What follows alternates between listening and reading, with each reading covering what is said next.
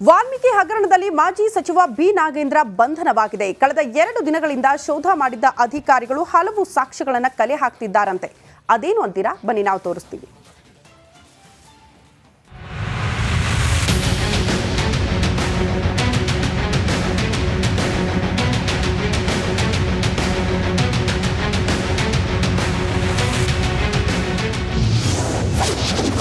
ವಾಲ್ಮೀಕಿ ಹಗರಣ, ಇಡಿ ಕುಣಿಕೆಯಲ್ಲಿ ನಾಗೇಂದ್ರ.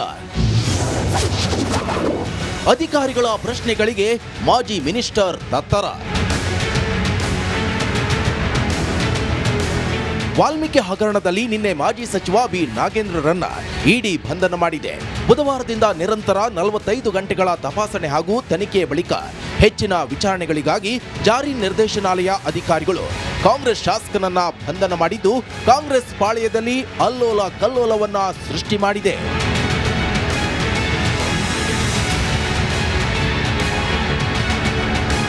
ಜಾರಿ ನಿರ್ದೇಶನಾಲಯದ ಅಧಿಕಾರಿಗಳು ನಾಗೇಂದ್ರ ಬಂಧನಕ್ಕೆ ಸಿದ್ಧಪಡಿಸಿಕೊಂಡ ಸಾಕ್ಷಿಗಳು ಯಾವುವು ಗೊತ್ತಾ? ನಾಗೇಂದ್ರ ವಿರುದ್ಧದ ಸಾಕ್ಷ್ಯಗಳು. ಸಾಕ್ಷ್ಯ 1. ವಾಲ್ಮೀಕಿ ನಿಗಮದ ಅಧೀಕ್ಷಕ ಚಂದ್ರಶೇಖರನ್ ತಮ್ಮ ಡೆತ್ ನೋಟ್ನಲ್ಲಿ ಸಚಿವರಿಂದ ಹಣ ವರ್ಗಾವಣೆ ಮೌಖಿಕ ಸೂಚನೆ ಬಂದಿದೆ ಎಂಬ ಉಲ್ಲೇಖ. ಸಾಕ್ಷ್ಯ 2. ನಾಗೇಂದ್ರ ಪರವಾಗಿ ವ್ಯವಹಾರ ಮಾಡ್ತಿದ್ದ ಆಪ್ತ ಹರೀಶ್ಗೆ 25 ಲಕ್ಷ ಹಣವನ್ನ ಮೌರ್ಯ ಹೋಟೆಲ್ ಬಳಿ ಪಡೆದ ಒಪ್ಪಿಗೆ. ಸಾಕ್ಷ್ಯ 3. ನಾಗೇಂದ್ರ ಹಣ ವರ್ಗಾವಣೆ ಸೂಚನೆ ಮೇರೆಗೆ ನಾನು 187 ಕೋಟಿ ವರ್ಗಾವಣೆ ಮಾಡಿದ್ದೇನೆಂಬ ಮಾಜಿ ಎಂಡಿ ಪದ್ಮನಾಭ್ ಹೇಳಿಕೆ. ಸಾಕ್ಷ್ಯ 4. ಶಾಂಗ್ರಿಲಾ ಹೋಟೆಲ್ನಲ್ಲಿ ಪದ್ಮನಾಭ್, ಪರಶುರಾಮ್, ನಾಗೇಂದ್ರ, ಸತ್ಯನಾರಾಯಣ ವರ್ಮಾ ಭೇಟಿಯಾಗಿ ಹಣ ವರ್ಗಾವಣೆ ಬಗ್ಗೆ ಚರ್ಚೆ ಮಾಡಿದ್ದಾರೆಂಬುದಕ್ಕೆ ಸ್ಥಳ ಮಹಜರು ವೇಳೆ ಸಿಸಿಟಿವಿ ವಿಡಿಯೋ, ಟವರ್ ಲೊಕೇಶನ್ ಸಿಕ್ಕಿದೆ. ಸಾಕ್ಷ್ಯ 5. ಪ್ರಕರಣದಲ್ಲಿ ನಾಗೇಂದ್ರ ಆಪ್ತರು ಧಮಕಿ ಹಾಕಿದ್ದಾರೆ ಅಂತ ಕೋರ್ಟ್ಗೆ 13ನೇ ಆರೋಪಿ ಸತ್ಯನಾರಾಯಣ ವರ್ಮಾ ಸಲ್ಲಿಸಿದ ಅಫಿಡವಿಟ್ ಸಾಕ್ಷಿ ನೀಡಿದ್ದಾರೆ. ಸಾಕ್ಷ್ಯ 6.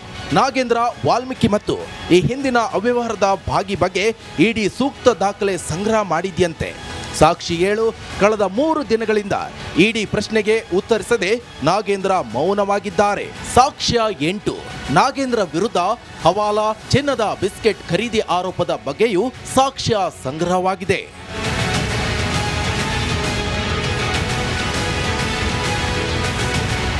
ಇದಿಷ್ಟೇ ಅಲ್ಲದೆ ಯೂನಿಯನ್ ಬ್ಯಾಂಕ್ನಲ್ಲಿ ಸುಳ್ಳು ದಾಖಲೆ ನೀಡಿ ಅಕ್ರಮ ಖಾತೆ ತೆರೆದು ಕೋಟ್ಯಾಂತರ ರೂಪಾಯಿ ನಿಗಮದ ಹಣವನ್ನ ಅಲ್ಲಿಗೆ ವರ್ಗಾಯಿಸಿದ ಪಿನ್ ಟು ಪಿನ್ ಕೆಲವು ಸಾಕ್ಷಿಗಳು ದೊರೆತಿವೆ.